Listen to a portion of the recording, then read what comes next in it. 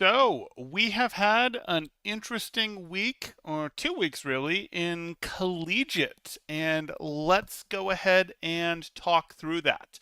So, we'll go ahead and pull up what my current power rankings look like. They're going to look a bit different from last time as we've had some exciting things happen. First things that we'll probably cover is ABC. We've now had 2 weeks of Swiss. We're only going to get 4 weeks, 8 rounds of Swiss, which is 1 week, 2 matches less than usual before we see group stage because it is starting so late. We also have something worth covering in Swiss where at the moment they haven't quite figured out how to calibrate their points for winning matches. It seems they're giving a Swiss point for winning a match and then Swiss points for winning maps, but if you win by forfeit because the other team doesn't check in, you don't get map points, which might seem legitimate and seem like, oh, that's fair. I think they're trying to solve for map differential not mattering in the past, but it's led to some real problems. If we look at Rutgers, for example, Rutgers is fine. Rutgers has had one of the hardest paths through ABC so far, but we're going to from Rutgers click into Illinois Orange, and we'll see Illinois Orange has had some matches that don't really make sense. Like they lose to Rutgers, and then they pull ISU in round four after losing to Rutgers in round two. That shouldn't have been possible because ISU hasn't lost any matches. So what gives?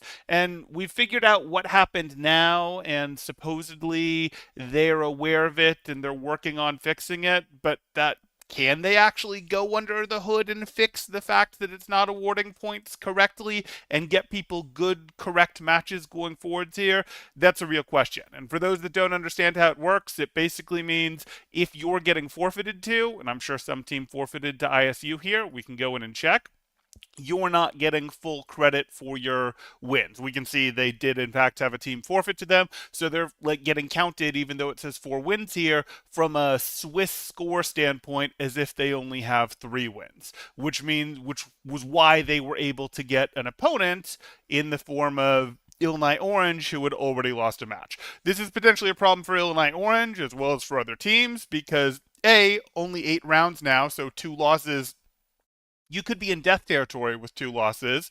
But B, it could be a problem for even higher up teams, like if we take a look here, like an ISU or a Northwood or whoever, if teams started forfeiting to them. So that's just a little bit of news that I sort of wanted to cover of, oh, ABC, some things have happened, gotten a little interesting in that sense. But the main sources we'll be looking at for what's caused things to move around in the rankings today is going to be, we'll take a look, of course, at the ABC matches that have happened, and there were a couple good ones. We'll take a look at Legends playoffs for NECC. We'll take a look at NACE playoffs. This is the combination of Varsity Premier and they don't call it Legends Division, they call it a Super Division, I believe. And then lastly, we have the Kentucky LAN that has happened, since I at least did a last video, since Okra did a ranking as well, but the LAN event that happened there that had what's probably now going to be 4 top 20 teams, as well as a couple teams that are right outside here. So those are going to be some interesting things that we're looking at. So I suppose we can start before we actually get into the tier list, and I know I'll get, people going, what? Oh, this take is crazy, etc. Some of the interesting matches that happened in ABC, and I would say some of the most interesting things that happened over the weekend in ABC are going to circle around this team right here, Blinn. But I might come to them in just a second. Let's get some of the other stuff out of the way first. St. Clair played against Miami, Ohio, and St. Clair locked it down and won the match as they would have been expected to, but Miami, Ohio got the first map and then kept it close for the next 2 maps.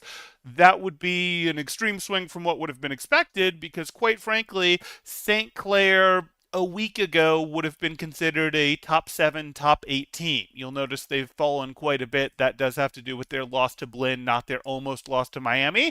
I'm not going to count almost losses against teams. Ultimately, if you lock it in and win, you won.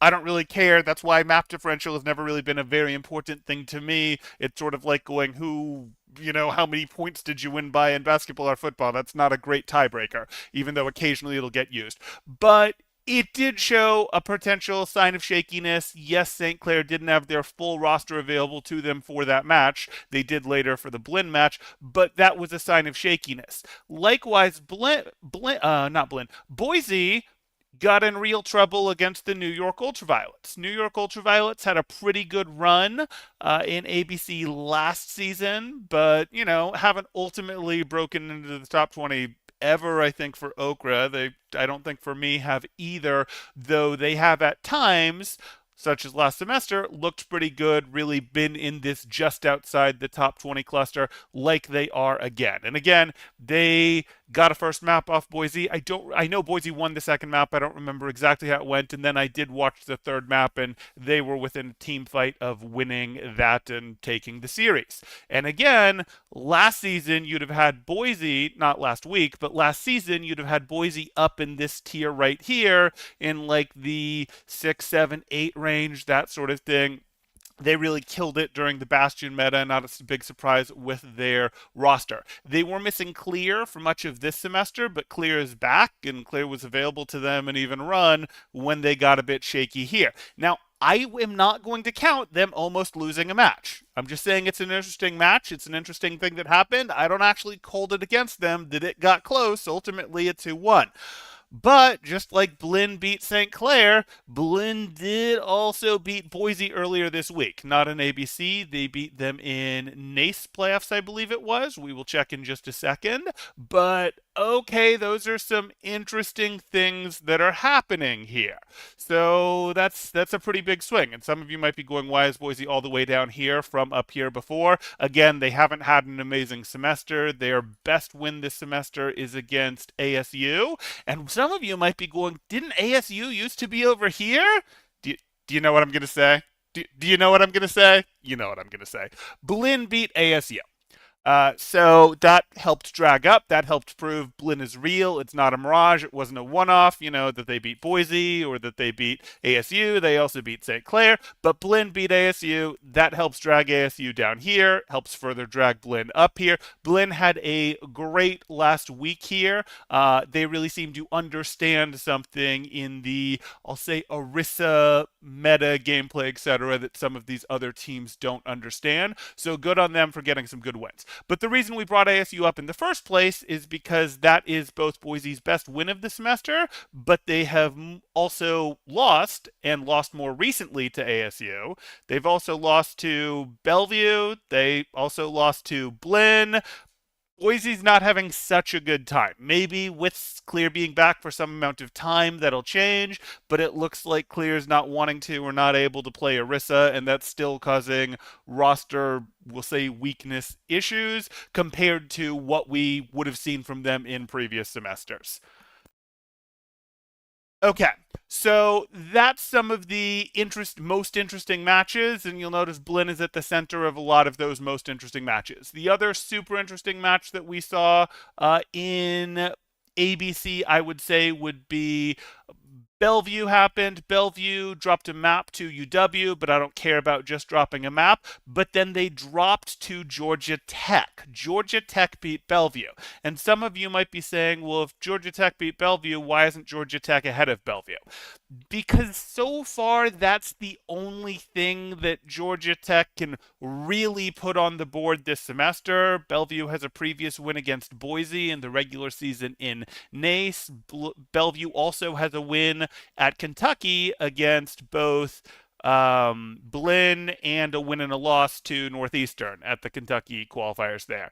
So we've got some, okay, this gets interesting. These guys have a little bit more back and forth there. A single loss to Georgia Tech, while bad for them, isn't going to get Georgia Tech all the way up here. It's just not going to. It pulled Georgia Tech up from down here, to be quite frank. So speaking of which, some of you might be looking at this and going, you told me, Temporal, that Blinn just went on an absolute tear. Why is Blinn and not up here. Why is Blinn not up here? Well, I have put Blinn ultimately. My first draft didn't necessarily look like this, but I have ultimately put Blinn ahead of both St. Clair and ASU after those wins because those are important wins, as well as the Boise win there.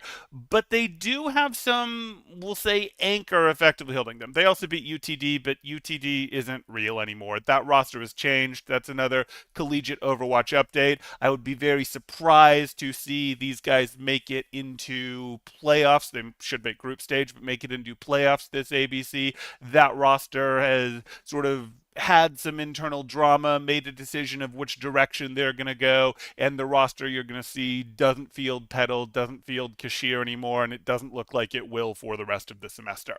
Oh, we had one more interesting one. IWU was playing against someone and made it close. IWU was playing against. I'm going to have to pull that up. I'm going to have to pull that up because that was the other match. I apologize. So let's get IWU Titans. Was it Blinn? I feel like everything's Blinn, so it can't have been Blinn. It was. And IWU, this is the other weird thing, and this is part of why Blinn isn't hitting escape velocity. Not totally. It's actually because, again, I don't hold it against you that you almost lost something, that you ultimately win. IWU took the first map off Blinn, and that really shouldn't be possible, quite frankly. It's not the first time Blinn has sort of had a hiccup, but hey, ultimately they didn't lose against a team they shouldn't. But the real reason that Blinn isn't hitting, even though Blinn is doing fantastic, they're not hitting escape velocity for me and going like way over here, and I'm instead going, hey, they're moving up and some of these other teams are moving down, is they had an amazing last week, but 2 weeks ago they were at Kentucky LAN, and let's track through again our four relevant teams here because these are actually all four teams that we've already talked about already in our thing here. Let's take a quick look, and we're going to see Blinn had the little hiccup to the school that they feed into, Texas A&M, but ultimately they got the win, so that doesn't count against them. They beat Georgia Tech, so Georgia Tech can't be running too wild, but ultimately, Georgia Tech got the win against Bellevue, not Blinn here. In ABC. And then Blinn got beaten in upper bracket by Northeastern to get knocked down to lower bracket. And then in lower bracket, they went down to Bellevue. Bellevue ultimately came back up and did get the revenge win against Northeastern after previously losing to Northeastern in upper bracket. So we look at this. These are some of the relevant matches. The last relevant match is going to be Bellevue did 2 weeks ago. They just over the weekend lost to Georgia Tech, but 2 weeks ago they beat Georgia Tech. So these are four teams that are interesting, that are somewhere in the top 20. Maybe Georgia Tech's not in the top 20. They have the least for that, but they make my personal top 20 here at the very edge there. They've been floating right outside it for quite a while now. It's not weird at all to see them in it. But we've got this going on. So importantly here, we see Blinn had an amazing last week, but they did 2 weeks ago at LAN lose to both Northeastern and to Bellevue. So it's going to be tough to sell me on escape velocity, Blinn is all the way up here, etc., just like it would be tough to go, Blinn has created too much separation between, again, a Northeastern or a Bellevue here. So that's fine. Those are sort of the most interesting things that happened in some ways. Let's look at some of these other things, and then we'll go through this, and we'll go through this pretty quickly. But ultimately, you guys can see what's here. Did UTD fall off? UTD fell off hard. They are down here now. They did just lose to Blinn. Everyone just lost to Blinn, it seems. They did just lose to Blinn in the CECC Texas qualifiers. CECC was pulling a couple local teams from Texas to fill space because it's going to be held in Texas, and they lost hard. This is the second time we've seen them, or the second time I've seen them. They also lost to UC Irvine's second team. That's another bit of news. UC Irvine's second team is folded. They are not competing for the rest of the semester. UC Irvine's second team, UCI, would have previously been a top 20 team. They were looking a little shakier as time went on there. Last season, they were fantastic. Romani got pulled up to their A team after last semester, and then they did well, but started doing a little worse as time went on for the rest of the season. UTD is effectively gone. They had a split, a difference of opinion on whether they were going to be a Reinhardt team and try to force Derpy's Reinhardt play, or whether they were going to try to play more meta, and difference of opinion there on the team. And ultimately, it looks like Petal and Kashir are no longer in the starting lineup playing. It doesn't look likely that they'll come back. You guys can talk to UTD for more details. I don't think I'm exposing anything that hasn't already been said on stream, published by the fact that they've played in matches since then, etc. Grandview on list, we didn't do anything. Grandview is not in my top 20. Grandview can yell at me all they want that they don't want to be ranked, but like what's going to happen is they're going to yell at me that they don't want to be ranked until they win something, and then they're going to be like, "Oh, see, we should be ranked, etc., etc." And that's not going to work for me. They're competing. They can tell me that, "Oh, we haven't done anything all semester," and they haven't done anything all semester. They haven't been in my top 20 for a while. They're still not in my top 20. But if they're competing with the roster I think they're competing with, and they are competing in ABC, then I would be surprised if they're not in this lower cluster tier here. I would not be surprised even to see them beat some of these lower end teams in the upper thing, though I'd actually need to see that happen before I'd be willing to seriously rank them. Tiger is Mizzou. Correct. This is Mizzou. And Mizzou is in my, these teams have all proven some sort of, not proven, but these teams all have some potential, could find their way mixing it up in the tier above, maybe if they go on a tear, or maybe they've done something to a team in the tier above, etc. Yes, these teams haven't quite, but they're still on my list because they're interesting teams. They've done stuff in the past, perhaps, whatever. UTD, mostly because I still wanted them to be on the list because they haven't folded the team, even though they're meaningfully worse. Ball isn't running the Monway anymore. They haven't been all semester. Iowa, one of their top players, one of their two star players, maybe both of their star players, one of their star players at least isn't playing this semester. And Ohio did lose to Miami a couple times this semester already, and Miami's already kind of outside of the top 20. But Miami does have some meaningful wins, and Miami has won some smaller land tournament, etc. type things. So pay or I think they have. They've at least gotten second. I think they've won some smaller lands. Nothing with the competition level that you would see at CECC. Nothing even with the competition level that you would have seen at the Kentucky land here. But they've been, they've gone around and competed in some things there. Okay, so I was going to go over the other things that are important here. We've talked about ABC. We've had 4 rounds of Swiss, even though the rounds are a bit broken by the fact that they're not correctly awarding Swiss points over enough Swiss points to teams that win via disqualification, win via the other team not showing up, not checking in, that sort of thing. And that's caused some problems, such as Illinois Orange losing to Rutgers and then later pulling ISU. And that's not because there were an odd number of teams. That's because ISU hadn't been awarded full win points because one of their previous matches was against a team that, forfeited to them. And then, wait, now Illinois Orange already has 2 losses, and you definitely can't afford more than 2 losses when we only get 8 rounds, not 10. When you got 10 rounds, you could usually still make it into, some 7-3 teams would still make it into either top 32 or top 64, which is what'll matter this time for group stages. I doubt that you'll be able to take 3 losses, maybe because it's top 64. I doubt you'll be able to get meaningfully into group stage, at least not without being in a group that you just cannot get through with 3 losses in the current thing. So they need to fix this before the next matches are played, quite frankly. But let's look at what's happened in Legends Division. Legends Division here, we see anything terribly interesting. The one thing I do want to point out is we do see Winthrop played and then lost. And if I click into this, we would see Winthrop would seem to have actually played these matches, not just forfeited. For those that don't know, Winthrop had a roster mania situation where they, lost a player, Discord messages were leaked, et cetera, et cetera. They effectively don't have two DPS players on that team anymore. And they seemed to run something weird for this match here versus ISU, and I believe the following match, once they lost this match against Northwood as well, where it was effectively players that we wouldn't recognize. I'm sure there are people that were officially on the roster at ISU, but this was when like there was questions out there of is Collegiate still going to play in Collegiate after retiring, and they lost their DPS and whatever. So I don't actually count these wins as real. If someone tells me otherwise, no, they were running the same roster that they're running now, which is effectively 4 OWL players plus Tree, with Ultraviolet being their second DPS.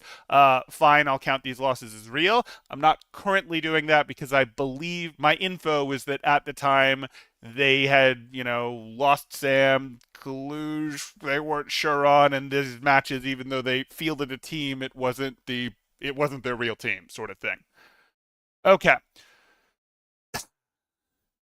Yes, Winthrop did. Oh, okay, Goose, perfect. So when you guys played them here, you're saying when you played them on March 22nd, that they were playing their full modern roster with Kalush tanking and with Ultraviolet on DPS, because uh, ISU has kicked butt. Don't get me wrong. ISU has kicked butt, and ISU is certainly a top 3 team. ISU has their win over Northwood. ISU has a win over Fisher. Like, ISU has absolutely kicked butt, when I think at the beginning of the season, people would have expected ISU to sort of be team 5 of the top 5 teams. But if you guys beat a new real Winthrop, not a Winthrop with some player who just happened to be at their school that's GM, that's more interesting to me. That is correct. Okay, then I'll move you guys. That works for me. That is kind of surprising, to be perfectly honest, and I'll move, like, that would have mean they had that roster for Northwood as well, which would mean Winthrop goes there. I'm a little, I don't know. I think Winthrop's better than that, but if they played you with that roster, that would mean that they played Northwood with that roster as well. Um, Regardless, hey, if that's what I'm getting told happened from someone that was in the match, I'll take it, and I will do that. I had previously believed I'd heard that they had fielded not their normal roster for that one. But hey, regardless, very cool from ISU. Okay, so we see that ISU going through here, scheduled for April 11th. They've got to play the winner of Fisher and Northwood. I expect that that will be Northwood, but we shall ultimately see. Winthrop's heart is definitely not in it. I mean, Kaluj has got to be mentally checked out if he's retired. From other competitive stuff. I would not expect that team to be around in that format. I'm not necessarily convinced I'd expect Winthrop, the school, to decide, hey, let's field this team again next semester. If this roster wanted to be in it, I actually think this roster would still probably be the best. That might be a little unfair to Maryville and ISU, who have gotten a lot of experience playing together in their respective OWCSs, because Ultraviolet seems like he should be a liability. Like, oh, you're running a support on DPS. Ultraviolet is as good a second DPS player as any of these top 5 teams are fielding. That's what my eyeballs tell me. But doesn't matter. That's perfectly fine. Ultimately, I'll put them here. There's certainly some truth to their heart probably isn't in it. Maybe they'll turn it on. Maybe they won't. Maybe they'll try to turn it on and it won't be enough. Regardless, I'm going to put them here based on results. So that's Legends Division. So ISU is waiting for the winner of Northwood and Fisher. My guess is that that'll be Northwood personally, just based on roster strength, but maybe Fisher will be able to figure that out with teamwork. I don't think they'll be able to figure it out with teamwork to the level that an ISU will. Cool. RuPaul at least absolutely doesn't care. That is true. I mean, I don't expect Kaluj cares. It's very clear RuPaul doesn't care. Ultraviolet is off-rolling to play for it, while in his other, competitions and OWCS teams, he's still playing support. Like, I'm not expecting this team to care a lot. On the other hand, there is probably the most roster power, even with Ultraviolet on DPS, on this team of any team in Collegiate right now. Yeah, just Just being real. That said, teamwork, scrimming together, etc., things that both this team and this team are doing can overcome that, certainly. Okay, so that's where Legends Division sits. Nothing too crazy here. We'll take a quick look, things that happened. We did unfortunately have some forfeits. Looked like Northwood forfeited there. Weirdly, this website isn't perfect. Sometimes you find these things. Fisher, one of their teams, forfeited here. Converse took their loss to Winthrop and fought their way through until they got to Irvine, who was frankly looked good. It was frankly looked good. Especially since they got McGravy in there working with them, their DPS play has looked a lot better. So let's look at the other big thing. This is where we find the last of the top schools. We found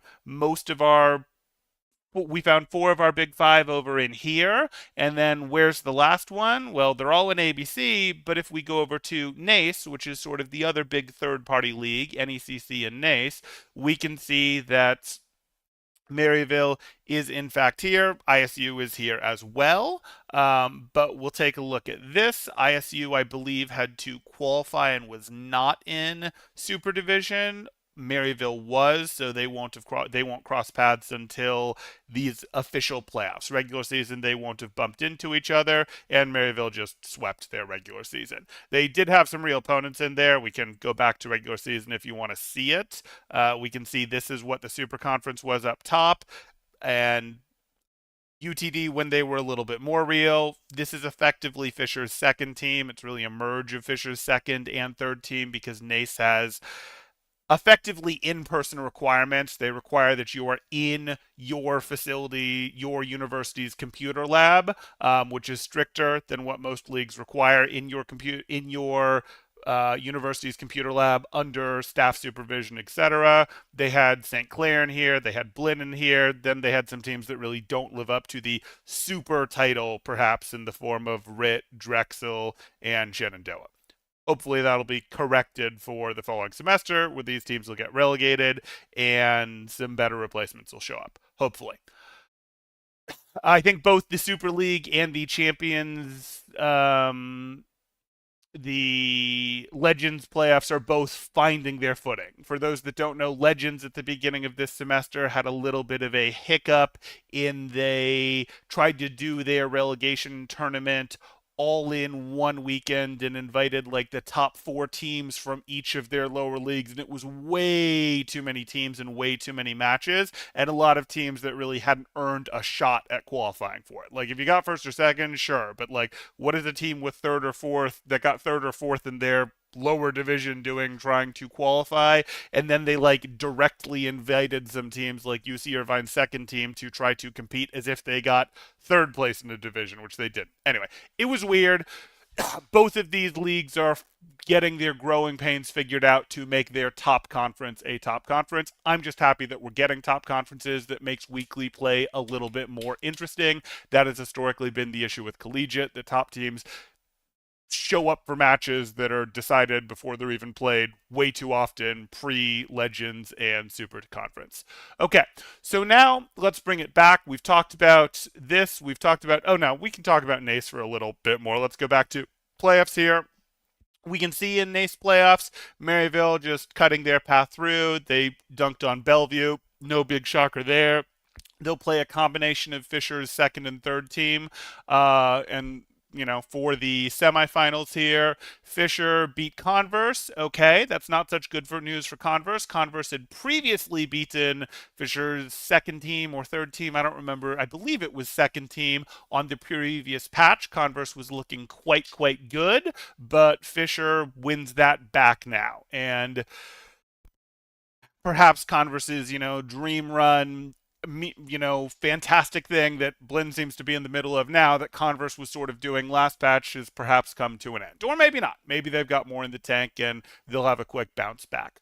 Down on the other side of the bracket, we had St. Clair run through. They should have been expected to beat Blinn. They did not beat Blinn. They had full player availability for this, and they just could not make it work. And when I say that, I mean they had Tread, they had Noxious, they had Stokes. Those are all players that are playing on OW OWCS teams that can sometimes limit their availability for collegiate matches. They were all in this match at different points, most of them from map 1. So there is no roster stuff. It might have been a long day for them, but Blinn played a lot of matches this weekend too. And then on the other side, Blinn had to beat Boise to get there. Not on the other side, but earlier Blinn beat Boise to get there. That also happened this week. Meaningful matchup. It's part of why Boise has moved down as much as they have in the rankings there. And then down here we see ISU, who is making their run and are ready to harvest Blinn.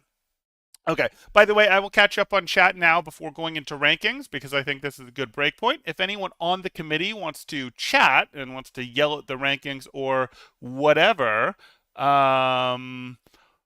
or whatever the case is, if you're on the Okra committee, you can join and, share your thoughts, yell at my rankings, remind me of an important match I missed, etc. I don't think I missed any important matches, but I'm always curious. But let's catch up on chat real quick, and then we will go through the rankings. So we've caught up with Goose a bit here.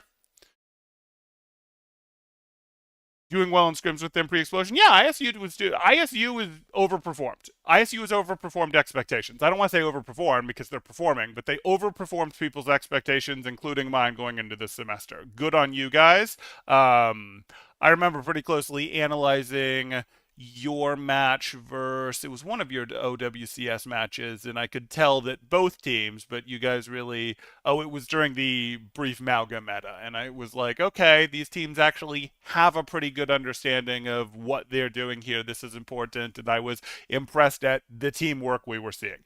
But anyway, there's Hedwig yelling at Frisco and Fresco, gotta have their conversation, fine. Uh-huh. How did Converse get so high? What do you mean, how did Converse get so high? Converse has had some good wins this semester. If we want to pull up Converse's records, let's look at what Converse has done. Converse this season, it was a 3-2 win versus CIU, 3-1 versus UTD. None of those are terribly relevant. 2-1 versus Mizzou. Don't care. They 3-2'd Blinn earlier this season. In CEC regionals, they 3-2'd Blinn, they 3-1'd St. Thomas, they 3-1'd UTD, they beat 3-0'd Bryant Stratton, and they 3-2'd Fisher Freaks. So that's how Converse got so high.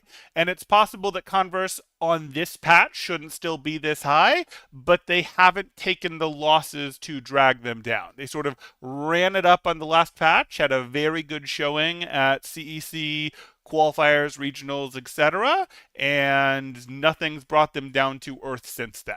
I mean, they've taken losses to Fisher second team. Oh, okay, cool. Okay, because they're awesome. Yeah, they had a pretty awesome run, and I think last patch they were amazing, and I'm curious to see what they can do this patch. Shout out to CIU for beating UTD. Absolutely, absolutely, good for CIU. Okay, anything else I need to catch on here? Blah.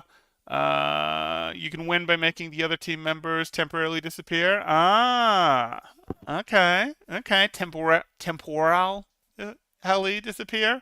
Okay, so let's go ahead and move on to our actual rankings here. Again, anyone on committee who wants to share their rankings, feel free to hop in. I'm happy to share the platform. But we're looking at this here, and we're looking at who's the king. These are effectively the 5 teams that have any meaningful chance of winning ABC Nationals. That's kind of reality.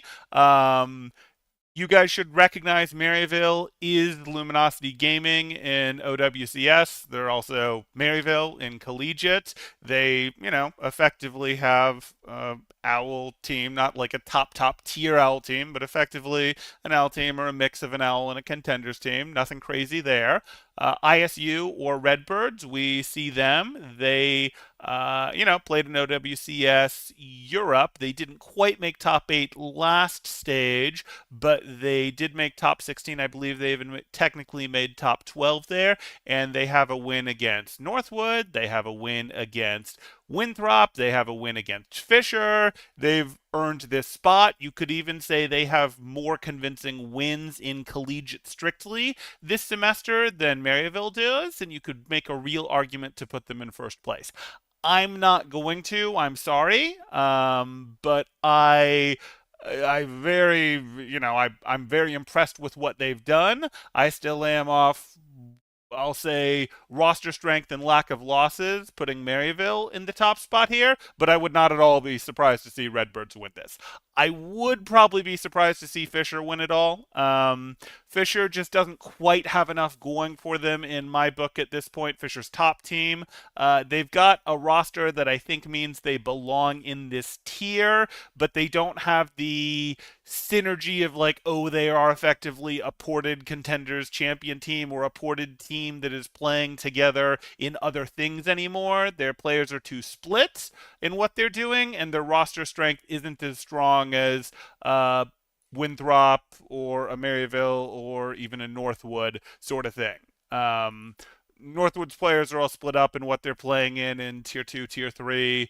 Maryville's playing together. ISU is playing together. Fisher is also all split up while having, I'm going to argue, weaker roster strength than some of the others. So that's why I have these guys in the order I do.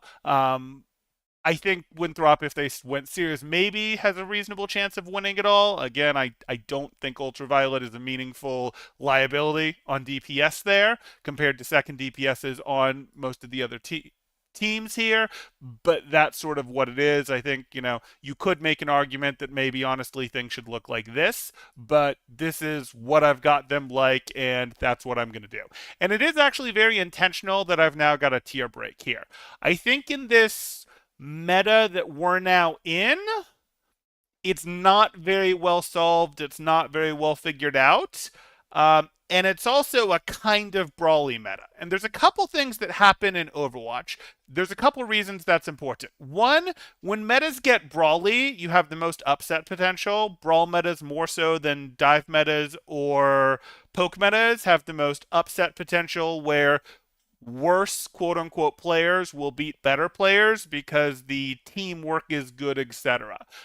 You still need a ton of teamwork in dive, you still need some teamwork in poke, but brawly type stuff tends to be the most teamwork heavy reward, slightly less, okay, well, the best mechanical players just automatically almost sort of win sort of thing, and that creates a little bit more upset potential. And I think the other reason we've got a lot of upset potential is I really don't think this meta is very well solved. And there's a meta that people are playing. Yes, we're seeing a lot of Orisa play. Yes, we're seeing a lot of Winston play. We know those things, and we know why those things. But I don't think most of these teams have done a very good job of figuring out what things are actually important to do in this meta to win in, say, an Orisa mirror. Like, what are the most important things to do?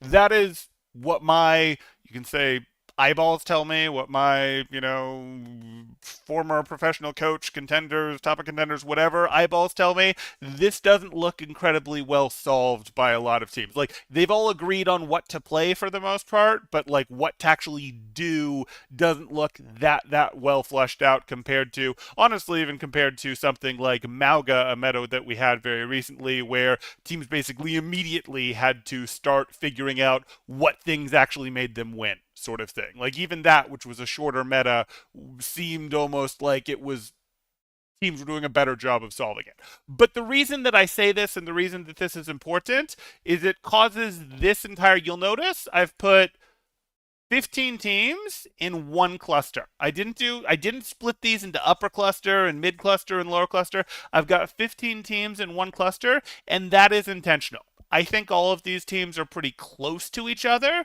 and there's quite a bit of upset potential. I do not think we're in a situation where, ASU and below is meaningfully worse than St. Clair and above, or Rutgers and above is meaningfully better than Blinn and Northeastern and Bryant Stratton. Like, I don't think there's really a very good case for that right now. People may disagree, but I actually think these teams are pretty tightly packed, and that's why we've got a lot of upset potential in this right here. Yeah. Can't join the call right now, but your rankings are very similar. You have ISU number one. Of course you do. And that's you got it. You got it. You think Maryville isn't blending well, scrimming too much with each other right now? Fair, fair. Appreciate the insight. Have Blinn a little further up since I think they have a lot of momentum. What I just said about teams not really understanding what's important, Blinn seems most likely to have figured out some of the things that are important of a lot of these teams in this cluster. But yes, I can't put Blinn much higher, and the reason I can't put Blinn much higher is even though they had an amazing week, and that's fantastic on their part, 2 weeks ago they lost to Northeastern and Bellevue. And okay, am I dragging Northeastern and Bellevue up with them? I don't know that Northeastern has I don't like Blinn has had some really good wins since then, but it was only 2 weeks ago that they lost to Northeastern, and but if I'm gonna, I guess Northeastern you could technically drag with them, but are you gonna drag Bellevue with them? Well, you really can't because Bellevue just lost to Georgia Tech, and hey, Georgia Tech's been right outside top 20 for a while now, but you can't drag Bellevue up with that loss, but you also can't just create infinite separation between Blinn and not one but two teams that they lost to literally 2 weeks ago. That's kind of where I go. I think this is about as high as I can take them, sort of thing.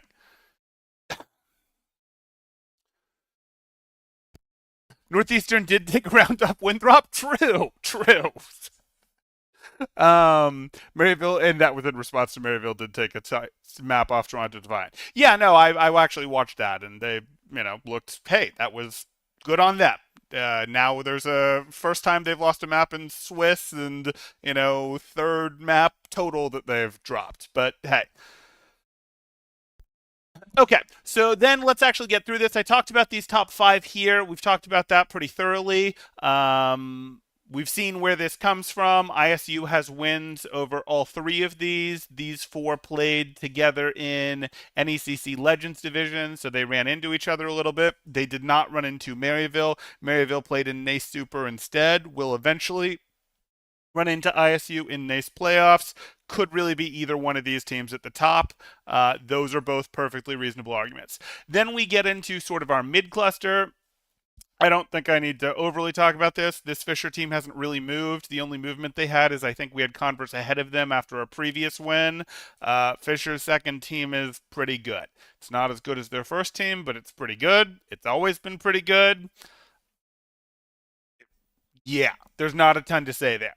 Converse slipped a little bit in that they took their loss to the Fisher team on this patch. Disappointed to see it. Moving up in the world, we have UC Irvine.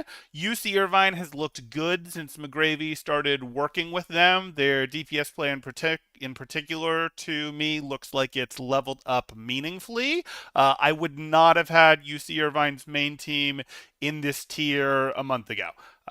Remember, last season, they missed playoffs. They missed top 32. Their B team made top 32. Their B team made top 8, I want to say. But their main team missed top 32, getting eliminated by their B team. They righted that ship this semester, first with some close 3-2 wins and some CECC qualifier stuff, and then later more thoroughly with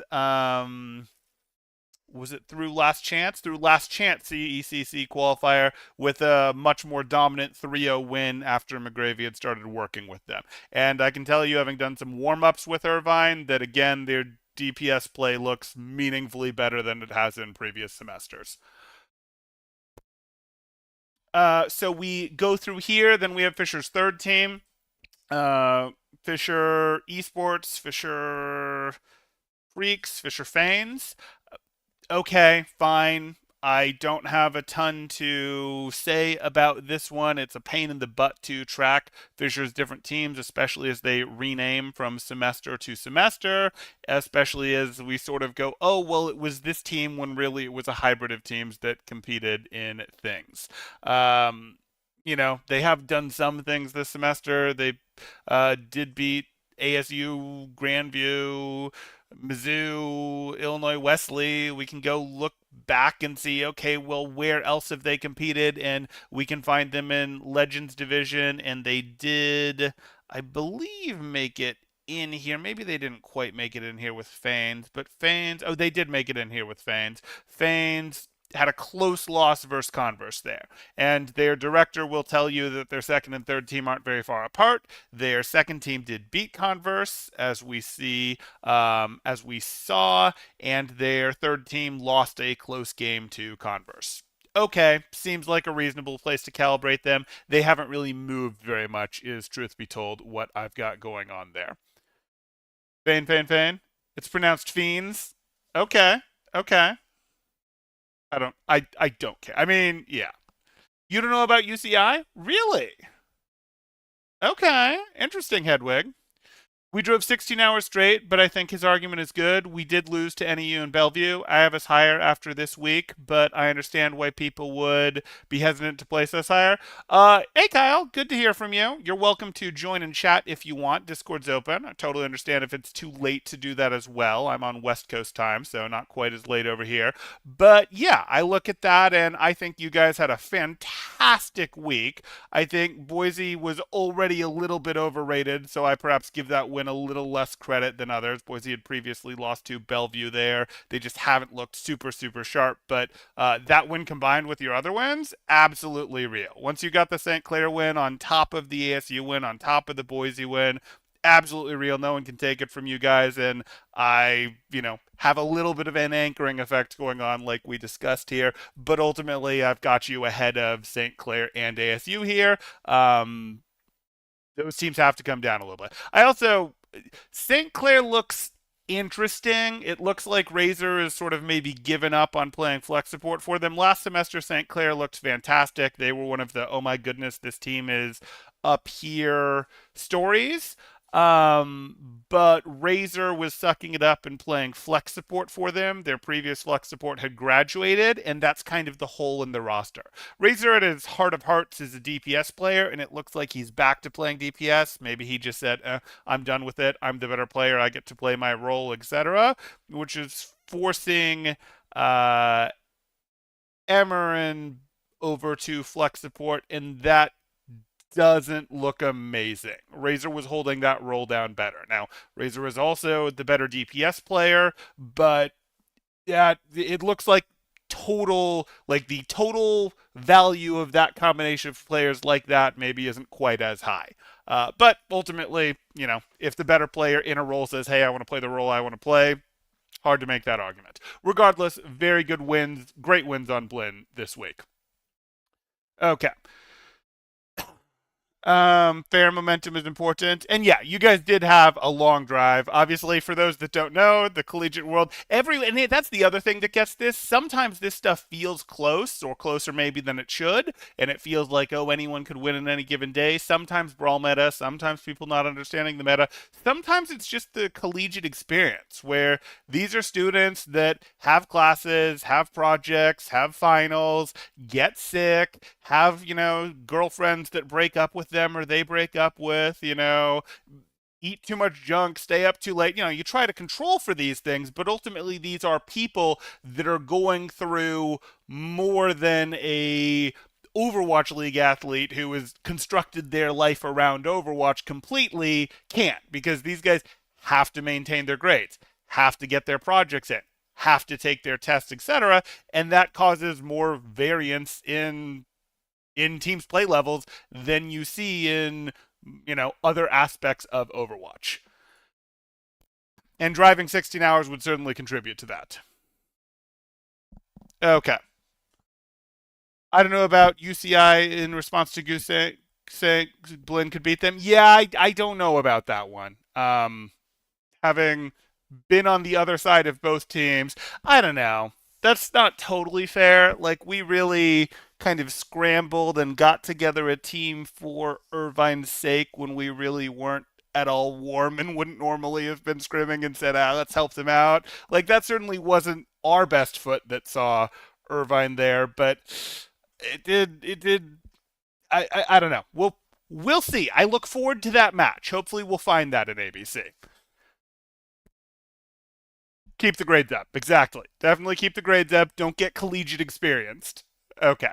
So then we move through here. That was our second Fisher team. Rutgers is interesting to me because Rutgers, until ABC, had very limited experience this semester. They've effectively played two meaningful matches. Both of them were against Illinois Orange, and they did win both of them. Actually, until ABC, they had one meaningful match. It was a match in their Big Ten conference, which is a, you know, esports reflection of the physical conference that their school competes in. It was against Illinois Orange. They got the win. Illinois Orange is a ranked team, a top 20 team, so that, you know, relevant, keeps the lights on, causes Rutgers to not fall too far. And then Rutgers, I actually think, has had the toughest ABC of anyone so far. Now, that's not an incredibly high bar because we're only 4 rounds in. Oh, this thing wants to fight me. Fine, we'll go like, no, we won't go like this. We'll go over to here. We'll look at Rutgers. And even though Rutgers isn't like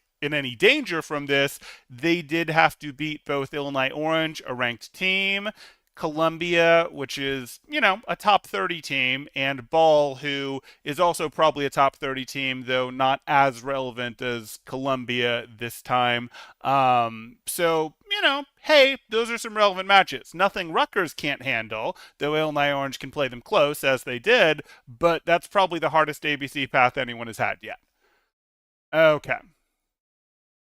So, but that's kind of all they've had. They not playing in NECC, not playing in NACE, not showing up at a bunch of at tournaments. Like they've got very limited play data, and so they're just sort of floating here off of two Illinois Orange wins. Blinn, we've talked to death at this point, so I don't think I need to cover. They're here, we know it. St. Clair, hey, they exist. They, you know, took the loss to Blinn, which is why they're here with a more limited roster. They struggled against Miami, Ohio, but they didn't lose, so I don't count it against them. They were playing in a Super Division, which is a legitimate place to play. It's perhaps not as competitive this semester as the NECC Legends Division, but it would be one of the two highly relevant conferences that aren't ABC or CECC, I'd say. So, you know, it counts as a legit place to be playing. Obviously, they lost to Maryville. They beat, you know, the people you'd expect to beat over the course of the season. And so that's kind of where they are. They just came down from this Blinn loss. ASU has had some interesting stuff as well. They've beaten and lost to Boise, so maybe you feel like that should drag Boise up a little bit, but their win is more recent against Boise. They did, of course, just lose to Blinn here. They did, I'll pull up here. I want to not be mistaken because this is relevant. Got some wins over UCSD, who I don't believe is competing anymore. Then maybe they reformed for ABC. Win against Mizzou, the win against Boise I mentioned, and they've lost to Fisher's top team, and it looks like to Fisher's third team as well, which that's not as great a look, but Fisher's third team isn't that far back from their second team. So this is what we're looking at. You know, maybe not quite as much as maybe they needed to prop them up being over here before. In the past, we would have had these plus St. Clair up in a different tier and Arizona sort of at the very top of this tier after a good CECC run. You know, after going, hey, we got it in the West, we got through, etc. You know, beating teams they 3-0'd UCI, that was important. That was part of it. You know, they beat UCI, they beat Boise, they did what they needed to do there, and that was why they were riding so high. I don't think they're a bad team at all. I think these teams have just squished, and so that's why they are where they are now. St. Thomas, St. Thomas has had a couple okay things. St. Thomas has previously in the season, earlier, you know, like months ago, a win against Blinn. They've also got a win against Bryant Stratton. So that's sort of why they're able to hang on where they are hanging on. And I'll pull up their losses because that's relevant as well. Converse beat them. I remember that much. Off the top of my head. Yeah, they lost to Winthrop. No big deal there. They lost to Converse. They lost to Winthrop again. No huge deal there. They're sort of sitting here. They do have a couple relevant wins and a previous win over Blinn and a win over Bryant Stratton. And then they've got a loss to Converse. So there's a range of where they could be, but we're running on pretty limited play data on them this semester. Good, good. Water, Ohio University. Okay. Hey, Nacho. Hey, Water. How you guys doing? How you guys doing? Okay. Then we move on to Northeastern. I don't think I need to talk more about Northeastern. Northeastern competed in Kentucky, where beat they beat Blinn. They beat and lost to Bellevue. Um, yeah, that's sort of what there is to talk about there. Fine. We move on to Bellevue. Bellevue had the rough loss to Georgia Tech earlier. They dropped a map to UW in ABC, so those were a bit interesting this weekend. They also, of course, competed at Kentucky. We've talked about this enough, I think. They lost to Northeastern here, beat Blinn, came back up, won here, and did beat Georgia Tech. And the win over Georgia Tech is relevant because 2 weeks ago they beat Georgia Tech. Yesterday, they lost to Georgia Tech. Cool. And then previously earlier in this semester in NACE regular season, they beat Boise, and that's part of why I ultimately placed Boise here. Boise with losses to Bellevue and Blinn. Yeah. Then we get to Bryant Stratton, and this might be a little bit controversial because this is really low for a team that got top 8 with the same roster, top 8 in ABC last semester. But they haven't done anything. And you can't at basically the end, we're sort of at the end of the spring semester here, you really can't still be surfing on last semester's accomplishments at the end of the following semester. So, what do they have? What are their best wins? Well, they've got a win against UTD. Well, UTD, it's a version of UTD that was better than the current one, but, that's not really enough to prop you up. And then they've got a win against UC Irvine's second team, who would have been a top 20 team, but doesn't exist anymore and wasn't like a top 20 team. They were a lower end top 20 team. So this is where I've got Bryant Stratton. And if you're going, well, their losses can't be that bad. They shouldn't fall this far just from not getting wins. You're right. They need some losses to be down here. And they have them. They have a loss to Northwood, which is nothing, but then they've got losses to St. Thomas, to Blinn, to Converse, to ISU. ISU loss is nothing, but St. Thomas, Blinn, Converse. Okay, they could be a little bit higher, but I can't meaningfully put them higher. Like they're gonna be behind Blinn with a loss to Blinn. They're gonna be behind St. Thomas with a loss to St. Thomas, and we sort of get into where do I want to put them? Do you want me to go put them here? Well, if I go put them here, we start creating more distance between Blinn and the two teams that they lost to literally 2 weeks ago. And I can't really justify that either. So I'm sort of looking at this and going, again, I don't think there's much distance between Team 6 and Team 20 right now, or at least Team 6 and Team 19 right now. Maybe Team, 8 and Team 19 right now, whatever. But like, I don't think there's much distance between any of these teams, but you sort of have to go, okay, well, they've got no wins to hold them up. They really don't. And they have taken some losses that you certainly wouldn't have expected them to take based on last semester's performance. Then we move on to Illinois Orange, and Illinois Orange is suffering from much the same thing Rutgers is, very limited play data up to this point, except unlike Rutgers, who beat Illinois Orange twice to sort of go, no, we're somewhat active and we're still playing, they lost to Rutgers twice. So what do you do with that? Like last season, they were top 15 right at spot 15, and that was sort of the end of the good teams bracket. So they were sort of defending the rear guard of that. We have more capable teams that have proven that they can trade with each other this semester, and Illinois Orange, perhaps due to lack of activity, but hasn't pulled out the wins against anyone meaningful. only played a couple matches and they've been losses to a team. So they're kind of slipping as we go on here. Georgia Tech, congratulations on making top 20.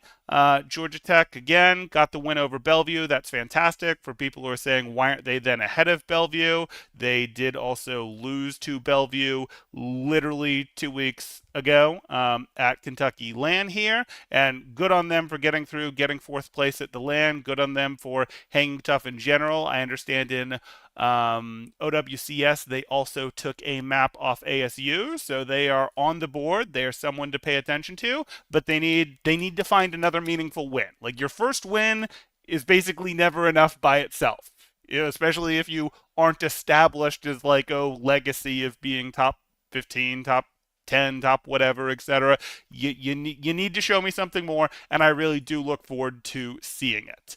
But that's my top 20. I now will briefly jump in here and talk about some of these teams that are outside here. Grandview, I chatted with Woods earlier in the stream for those that missed it. Grandview has effectively forfeited their way through Legends. I think they had someone who didn't make grades.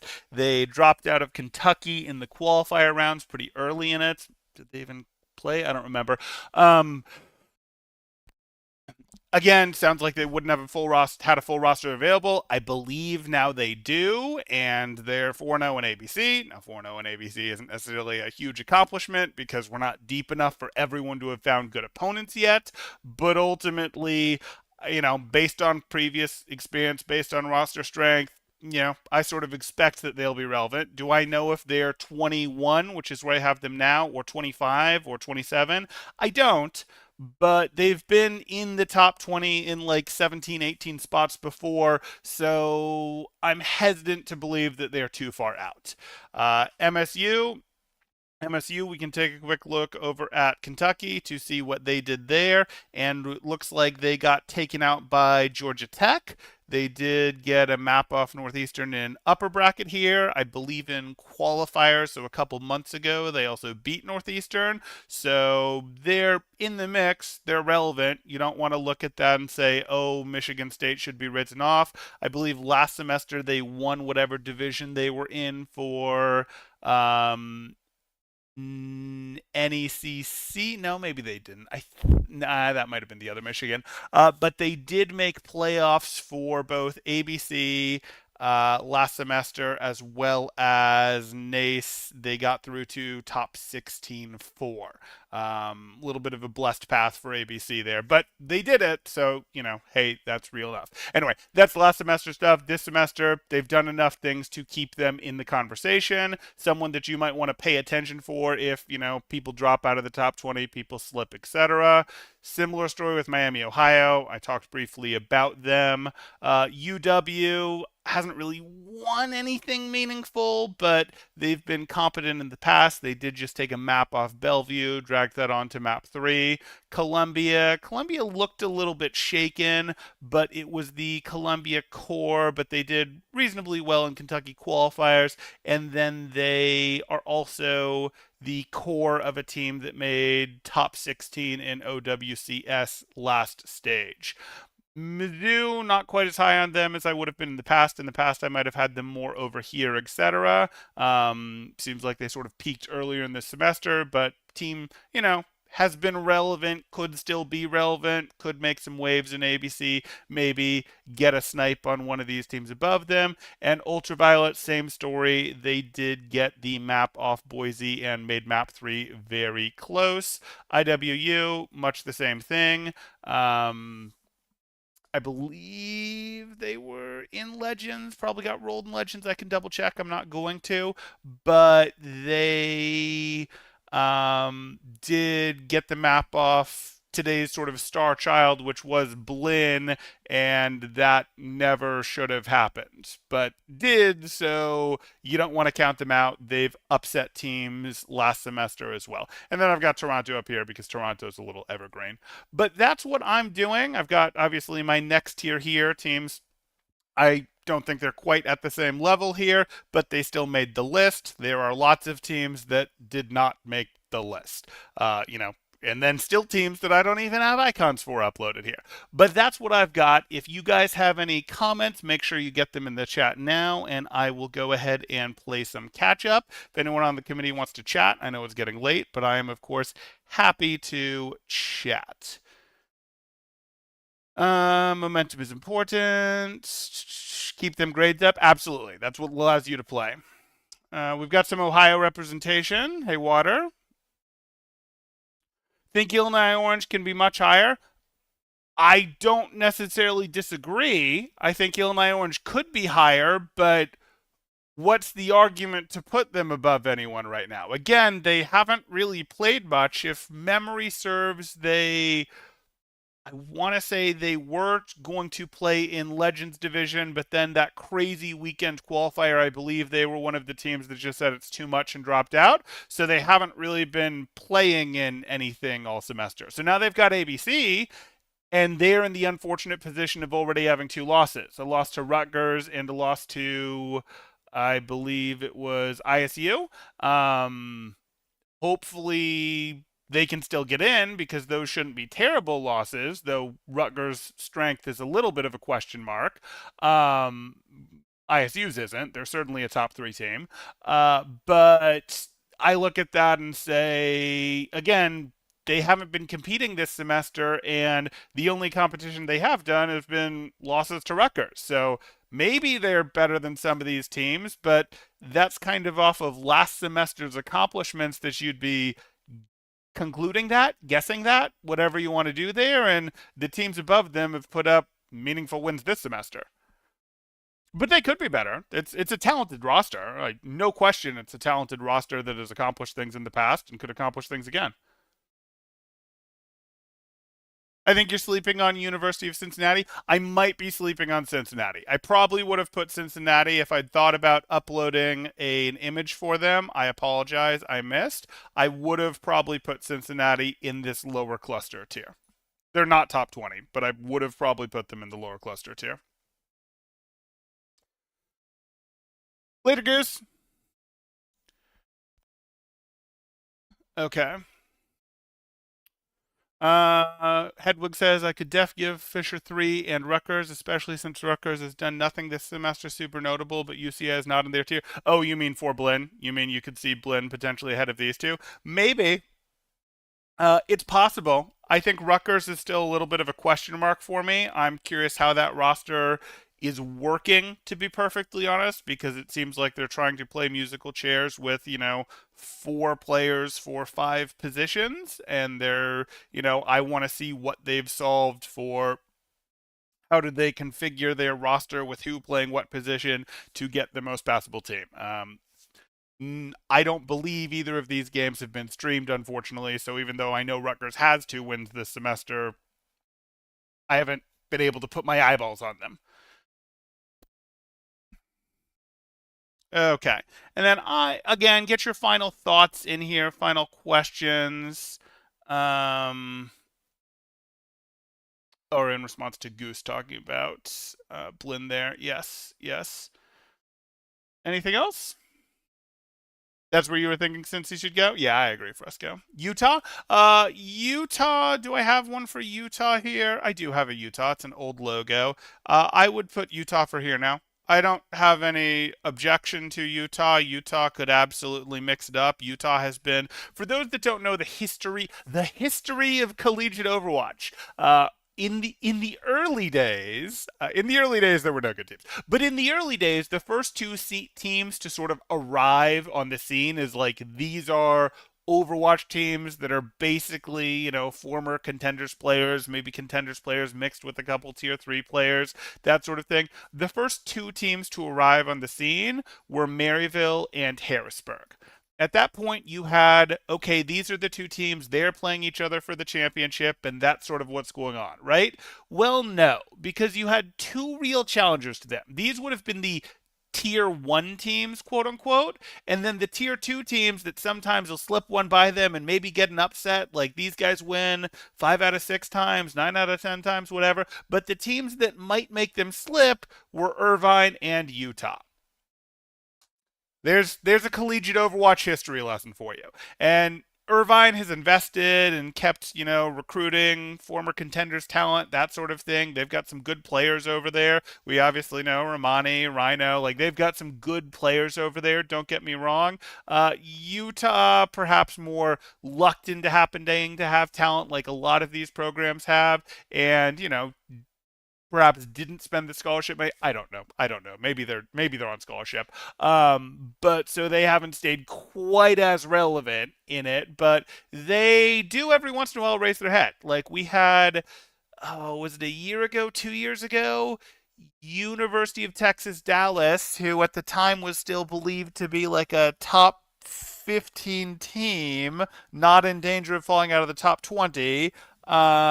They missed ABC playoffs twice, and one time was because Utah in round 10 just went, no, we're going, not you. And everyone considered it a huge upset, and I just kind of went, Utah's back, baby. Or not Utah's back, but Utah has that, like, there is the legacy, the no, you can't write us off, we're going to do it, etc. sort of thing. So don't count Utah out, is the moral of that story. Harrisburg fell off its generational. Well, I mean, Harrisburg doesn't have a varsity program anymore. I think they do have they do have a Harrisburg club team competing, but it's not with any of the meaningful number of their previous varsity roster. Okay. There we go. That's going to do it for now. I don't think I have anything else that I want to cover. I hope you guys enjoyed the stream.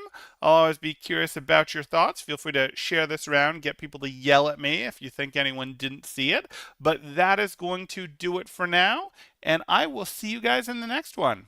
Thanks.